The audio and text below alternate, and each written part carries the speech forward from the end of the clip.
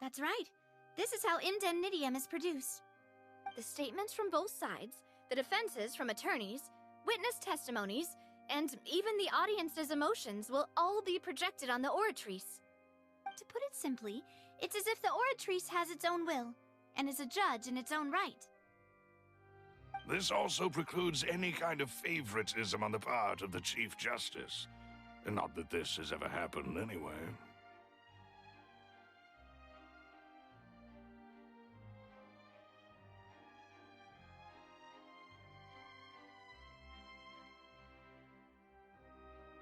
Once both sides have finished speaking, the Chief Justice will make his final decision. This, too, will be used by the oratrice as a reference. Then, finally, the oratrice will be consulted by officials. The result it returns is the will of justice itself. Huh? So that machine is the one that actually decides? Paimon thought Neuvillette called the shots. In practice, there is very little difference. Both have always come to the same judgment, which is why people have great faith in the Chief Justice. Ah, yes, the guards also asked me to convey that none of us will be allowed to leave this place before the trial. Huh? Why?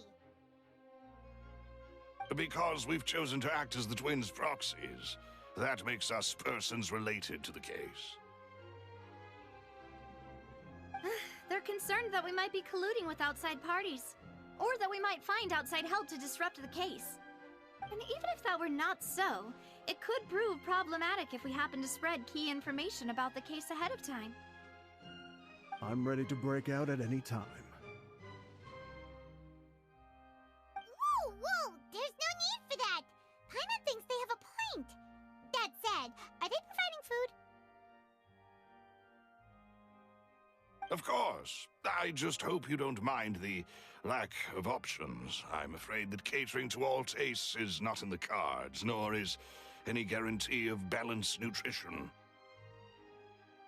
In that case, let's just sort out our findings together here. Pity.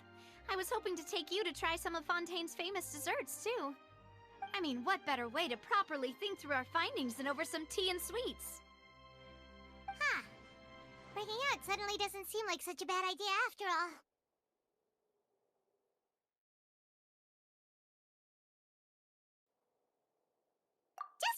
Just kidding! Paimon... What do you mean, no snacks? Of course we'll have snacks. If we cannot buy some, then we'll simply make some. Huh? Here? But how? Understood, Demoiselle. Everyone, please come with me.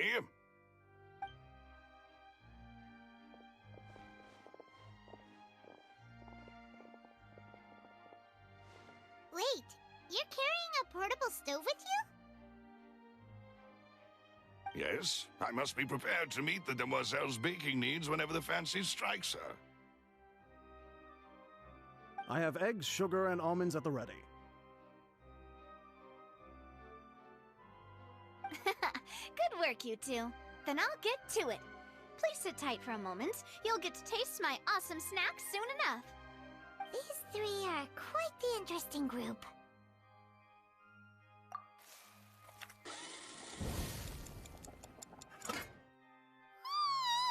And Paimon thought it smelled good while it was still in the oven! Oh, it's even better now. Paimon can't stop drooling. From the way you have these two guys carrying all that stuff around, Paimon thought you'd have them do more during the baking process. But you ended up doing the entire thing by yourself! Beating the egg whites, grinding almonds, everything! I was applauding. And I was giving encouraging smiles.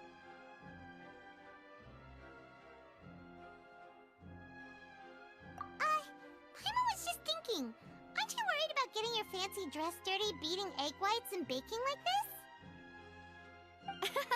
Well, I don't think it's carved in stone anywhere that fancy ladies can only read books, sip tea, ride horses, and play the piano. I just really enjoy making snacks. Don't underestimate beating egg whites, by the way. It's a real arm workout. You also need to beat them to just the right consistency, or your macarons will crack. Anyway, give these a try, fresh out of the oven. There's 3 for each of us. Only 3? Well, eating too many sweet treats might send all that sugar to your head. You wouldn't be able to think clearly about the case on a sugar rush, would you? Tea is ready to be served as well. This is Demoiselle's favorite, strong black tea with a floral fragrance that clears the mind and lifts the spirit. No need for concern. I'm merely doing as I should.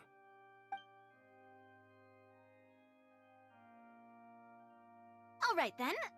Down to business. As Paimon mentioned previously, the tunnel seems to be something of a secret chamber. However, we can assume that Lyney and Lynette were not alone within it. Some criminal also occupied its sealed confines. The magician twins could have committed the crimes, of course, but they lack any logical motive. Exactly! Why would they do such a thing right when everyone was... The flower vase and the thud we heard during the performance could indicate some altercation between Halsey and the criminal in the tunnel, resulting in the shattering of the vase, the discarding of her clothes, and her abduction.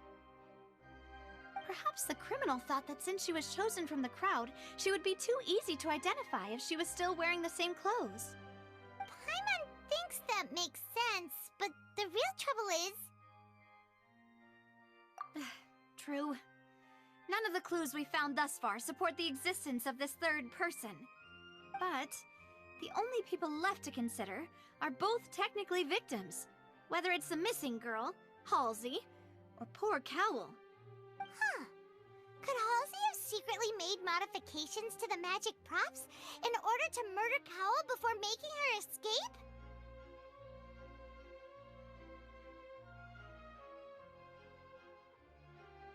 That's right. And even if she had tampered with the setup, she would need to understand the entire trick to pull it off. Nor does she have any motive. The guards said that she has never had any dealings with the Magic Troop's members. Were we not thorough enough in our search?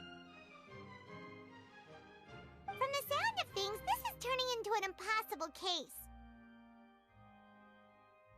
Your macarons are amazing, though, Navia. They smell great! They're nice and crisp and super sweet! They are my specialty, after all.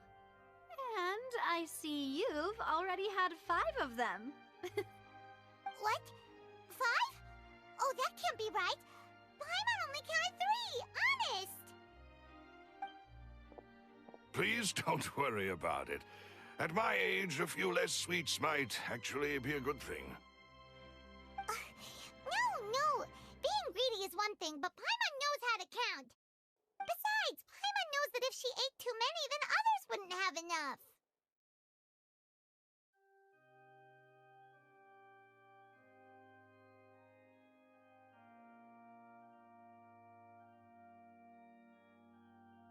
Wait, even you don't believe Paimon?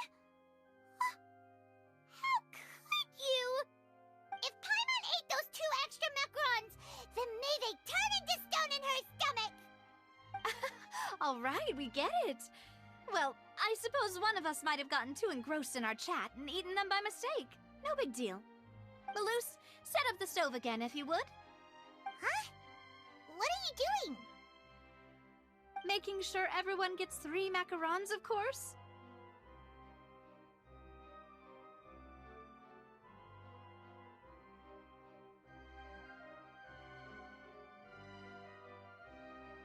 Exactly. We don't want to trouble you. As you wish, Demoiselle. And I have the egg, sugar, and almonds. Well, this really is your hobby, huh?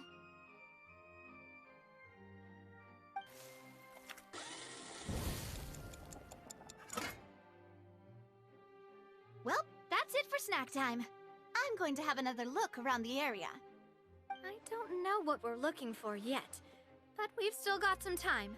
As attorneys, I suggest the 2 of you think the case over again. It would be awkward if you got all tongue-tied on stage during the trial. All right, thanks for your help and for the snacks. nothing. A small task for the Spina di Rosula. Silver, Malus, it's time to go. I'll be back if I find anything new.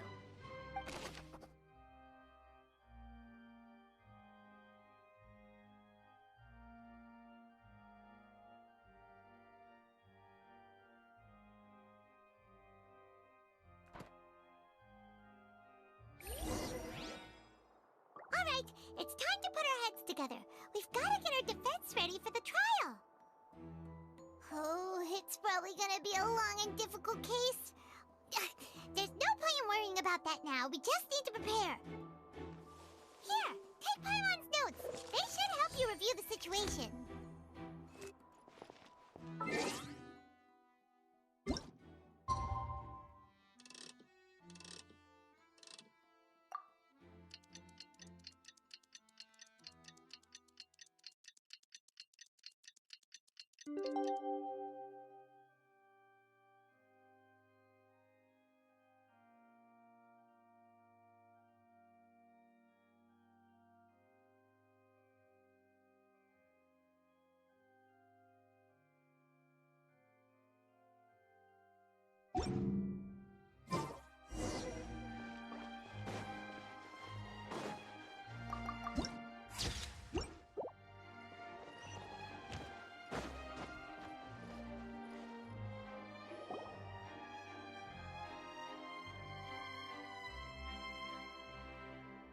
What do we do?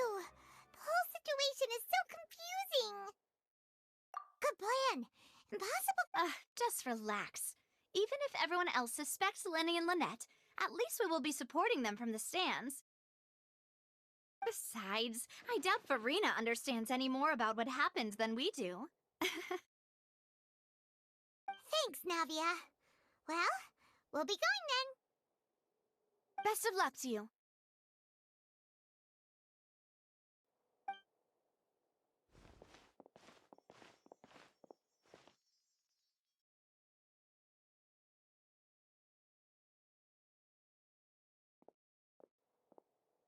Ah, finally, you're back. Well, how did your investigation go? To be honest, you might be disappointed. No. We're already very grateful that you were willing to help. Well now, don't you all look disappointed. Don't tell me that your investigation came up empty-handed. That was to be expected, of course. The guilty can never produce proof of their innocence. Anticipated foe concedes so easily.